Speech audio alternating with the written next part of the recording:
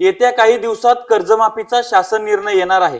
या कर्जमाफी योजनेचा लाभ घेण्यासाठी शेतकऱ्यांना ठराविक कागदपत्रांची पूर्तता करणं आवश्यक आहे। ती ठराविक कागदपत्रे कोणकोणती आहेत, त्याचबरोबर काही शेतकऱ्यांची ही ठराविक कागदपत्रे निघतच नाहीत, तर त्यांच्यासाठी नेमकं काय सोल्युशन आहे, त्यांच्यासाठी काय पर्याय आहेत, या दोनही गोष्टीवर आपण अगदी सोप्या भाषेमध्ये जाणून घेऊयात। नमस्कार, मी ज्ञानेश्वर खरात पाटील। आता सर्वप्रथम जर बघायला गेलं तर फार्मर आयडी शेतकरी ओळखपत्र, जर शेतकरी ओळखपत्र तुमच्याकडे नसेल तर तुम्ही त्या ठिकाणी सरकारच्या नजरेमध्ये शेतकरी नाही आहात। 1 एप्रिल 2026 पासून सरकारने हे फार्मर आयडी अर्थात शेतकरी ओळखपत्र बंधनकारक केलेलं आहे।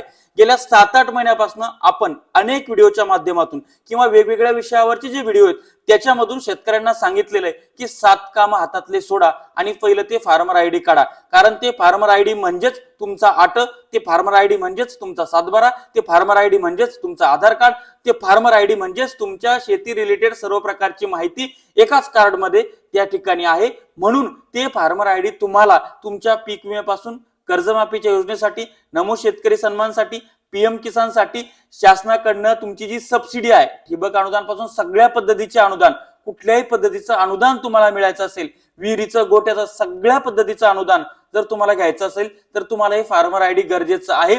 म्हणून ज्यांनी काढलेले नसेल त्यांनी काढून घ्या। त्याचबरोबर ज्यांचं पेंडिंग पडलेलं आहे तर ती पेंडिंग कशामुळे पडलंय याच्याबद्दलचं मार्गदर्शन घ्या, त्या संदर्भातल्या तज्ञ व्यक्तीला भेटा आणि ती जी त्रुटी असतील त्या क्लिअर करून तुमचं फार्मर आयडी त्या ठिकाणी क्लिअर करून घ्या। आता दुसरा एक शेतकऱ्यांचा प्रश्न होता, जे वनपट्टे धारक शेतकरी आहेत किंवा इतर तत्सम शेतकरी आहेत ज्यांचं फार्मर आयडी निघत नाही, अशांचं नेमकं काय, तर त्याबद्दल मी तहसीलदारांशी बोललो। ते म्हटले आम्हाला काही अजून त्याबद्दलचं काही गाईडलाईन आल्या नाही। नंतर प्रांताधिकाऱ्यांना फोन केला, ते पण म्हणाले मला त्याबद्दलच्या काही अपडेट नाही आहेत। आणि आमचे शेतकऱ्यांचं शिष्टमंडळ सुद्धा अनेक या अधिकाऱ्यांना भेटलं तर आम्हा सगळ्यांना सेम उत्तर आलेलं आहे, वरतून काही गाईडलाईन आलेल्या नाही। मग अशा शेतकऱ्यांनी काय करणं गरजेचं आहे? मग आपण आपले आमदार नुसते काय मुंबईमध्ये 5 स्टार हॉटेलमध्ये जेवण करण्यासाठी निवडून दिलेले आहेत का?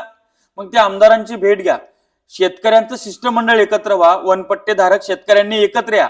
आता वनपट्टे धारक शेतकरी ठराविक गावामध्ये आहेत, मग त्या लोकांनी एकत्र येऊन एक आपला मोर्चा लीडर पुढे करा, तुमच्या आमदाराकडे जा, त्या आमदाराच्या ही बाब लक्षात आणा, तुमच्या वतीनं त्यांना निवेदन द्या, त्यांना त्यांचं एक लेटर हेडवर निवेदन तयार करायला लावा।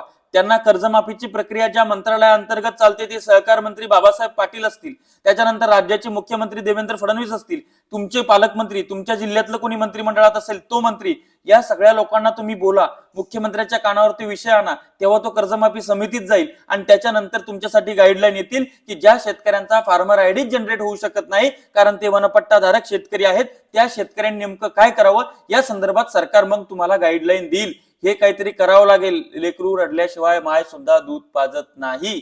तुम्हाला तुमची हालचाल करावी लागेल, तुमच्या आमदाराच्या लोकप्रतिनिधीच्या कानावर घालावं लागेल आणि त्यांच्या थ्रू सरकारकडनं त्या संदर्भात काय ती वस्तुस्थिती क्लिअर करावी लागेल। त्यानंतर अजून एक महत्वाचा मुद्दा आहे, जर तुमचे क्षेत्रस्त्याचे वाद असतील तर ते तहसीलदाराला भेटून किंवा ज्याचे तुमचे वाद आहे ते वाद आपसात मिटून टाका, सरकार ते सुद्धा निर्णय घेऊ शकतं आणि त्याच्यामुळे तुम्हाला त्या ठिकाणी तुम्ही रस्ता अडवलेला आहे किंवा तुमचं रस्त्याचं प्रकरण प्रलंबित आहे तर तुम्ही सुद्धा कर्जमाफी योजनेतून आणि सगळ्या गोष्टीतून तुमचं आधार कार्ड ब्लॉक होऊ शकतं, फार्मर आयडी ब्लॉक होऊ शकतं। जर आधार कार्ड आणि फार्मर आयडी ब्लॉक झालं तर शेती निगडित आणि शेतीच्या व्यतिरिक्त ज्या काय सगळ्या योजना आहेत त्यातली कुठल्याच योजनेचा लाभ तुम्हाला त्या ठिकाणी मिळणार नाही। त्याच्यामुळं शेत रस्ते जे असतील ते संगनमतानं आपसात करून जे योग्य आहे तो निर्णय घेऊन पंचांना बसून शेतरस्ते आपण आपल्यात खुले करून घ्या। विनाकारण कोर्टाच्या, तहसीलच्या, प्रांताच्या नांदाला लागू नका, पोलीस स्टेशनच्या नांदाला लागू नका। पोलीस स्टेशनला गेलं तर ते 5-10 हजार रुपये घेतात, प्रांत तहसील यांच्याकडनं सुद्धा तुमची लूट होते। वकील लावा, तो वकील 20-25 हजार रुपये घेतो आणि शेवटी अशी परिस्थिती होते, कहा गए कहा नाही, क्या लायक कुछ नाही।